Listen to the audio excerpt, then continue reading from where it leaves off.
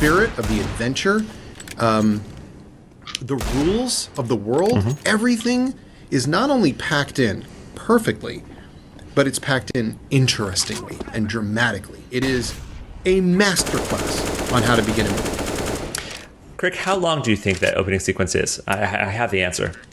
From the logo, logo turning into the mountain up until the point where he and Jocko or Jock fly away.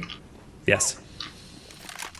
I would guess it is 4.5 minutes. 13 minutes. It's 13 minutes? God, isn't that incredible? Isn't that incredible? It really is amazing because you realize there's actually quite a bit that happens here. So as debates and things come up, I actually have it on my iPad, so I will be able to tell you exactly how long things go. But it's isn't that amazing? Boy, that just... Man, you know, when you talk about page count and how... You know, a lot of times you'll get these notes, it's taking forever because it was 15 pages. You know what? 15 pages goes by in the blink of an eye if they're interesting. And 2 pages can be molasses forever if they're not. Yes. So as we talk through this, and we'll go back to sort of the actual plot summary, but one of the reasons why I wanted to bring this up on the podcast today is I think this movie is fantastic. I think it's just, everyone needs to watch it because it's great and I love sort of every frame of it. But there's a lot of stuff that happens in this movie that if we were to do in a movie right now, we would get criticized for. And that's not saying that they were right and we're right now and they were wrong then or vice versa. It's just there's a lot of stuff which actually doesn't sort of fit the expectations of this kind of movie that we make now. Which is ironic because this is the template for all the kind of movies we make now. When we talk about set pieces, we're really referring back to Raiders of the Lost Ark to a large degree. And so much of how it does its thing is different than how we would do it now. Yeah. And we would be called to the mat for some of the things that work great in Raiders. Yeah.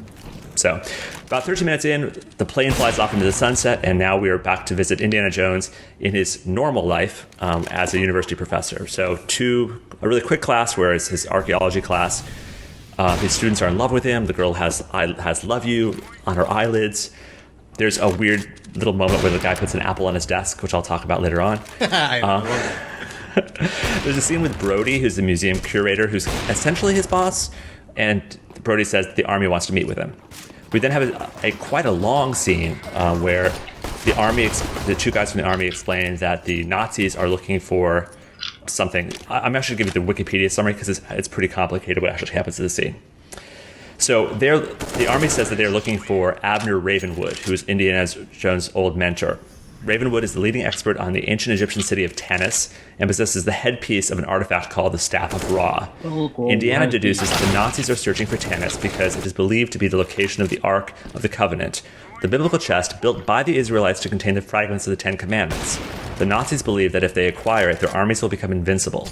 The Staff of Ra, meanwhile, is the key to finding the Well of Souls, a secret chamber in which the Ark is buried.